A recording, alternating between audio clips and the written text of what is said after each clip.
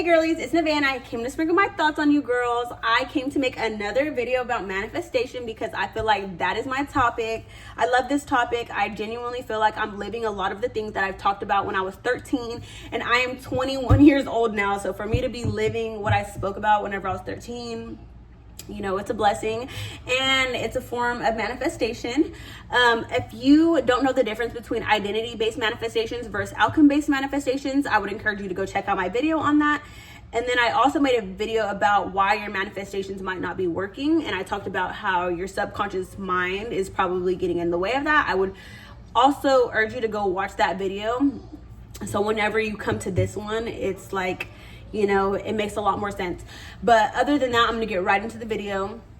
When it comes to manifestation, I think a lot of people don't do the necessary steps that it takes to manifest. And after you've started to rewire your brain, work on rewiring your brain, and after you've noticed the difference between identity-based manifestations versus outcome-based manifestations, I think it's really important to start you know, embodying who you want to be in the future. And I want to show you different ways to embody what you want to be in the future, but I also want to show you how important it is to think of things in your mind and to think of who you want to become, because the power of you thinking about it, I think it just does something, and it kind of bridges the gap between you believing something is possible and you feeling like something is too far-fetched.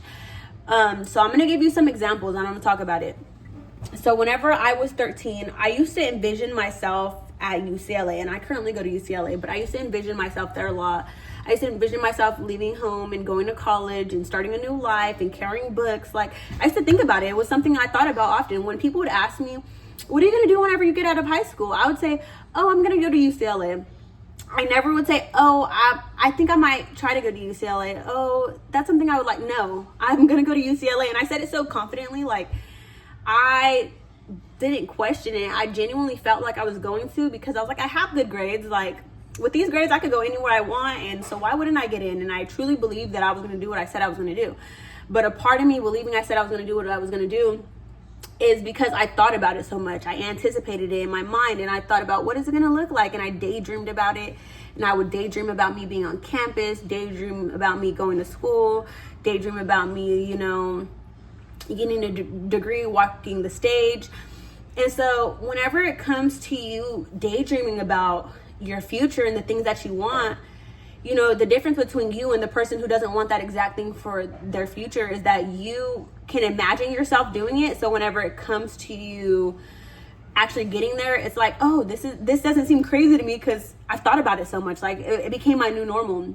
When you could envision something and think of something in your brain, it starts to become your normal. For example, if I say that I want to be a millionaire and I think about it all the time, and I don't think about it in a way where it's like, oh, how am I going to get $1 million? But no, I think about it in a way like, oh, whenever I get $1 million, like, I'm going to invest. I'm going to put money to the side for my daughter. I'm going to make sure she has a car.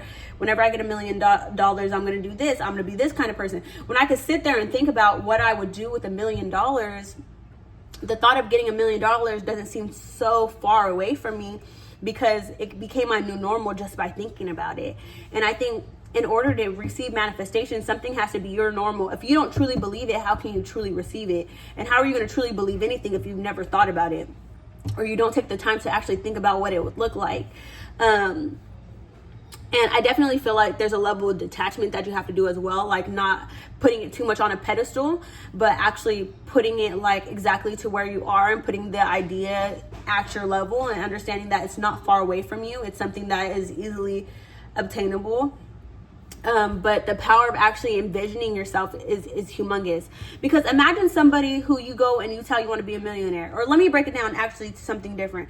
Imagine you tell somebody you want to be a singer, and because you know how to sing, you could sit there and you can sit there and envision yourself on stage.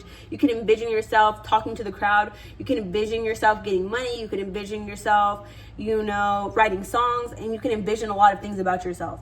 And it doesn't sound so crazy or seem so crazy to you to be a singer, because all of this envisioning you're doing in your brain, that it becomes your new normal. But to somebody who has never thought of that, who has never envisioned those things, who has never imagined themselves on a stage or writing a song, and you go and tell them you want to be a singer, you know what they're going to say? Oh, that's pretty cool, good luck. But they're not going to really believe it, because it's not something that they could fathom. But when you sit there and you envision something for yourself, it's showing yourself that you can fathom it. And when you could fathom it, you could become it. All it takes is for you to, align with that version of yourself and embody the things that that person would do. For example, if you want to be a singer, you know what it takes to do that. I can't say exactly because I don't know what it takes, but I would assume that it takes practicing singing, posting YouTube videos of you singing, searching up areas you could go and perform at. And, I would assume that's what it would take. Only you would know if you're actually a singer. But for me, I knew what it took to go to college. When it came time to go to college, I'm looking up the college, I'm looking up housing near the college, and I'm doing the things and embodying the person who is getting ready to go to school. You get what I'm saying? So I just want to come and make this video to tell you guys how important it is to envision things, because when you can envision things, that affirms that you could fathom it. And when you can fathom something, it could become your new norm as long as you continue to fathom it. And once it's your new norm, you can embody the being of the person that is doing the thing that you want to do. And when you embody the being of the person that does what you want to do, you become it. So that's all for today. I hope you guys enjoyed and that this was of service of you. If you like this video, comment below. Holla at your girl. Be real or be real.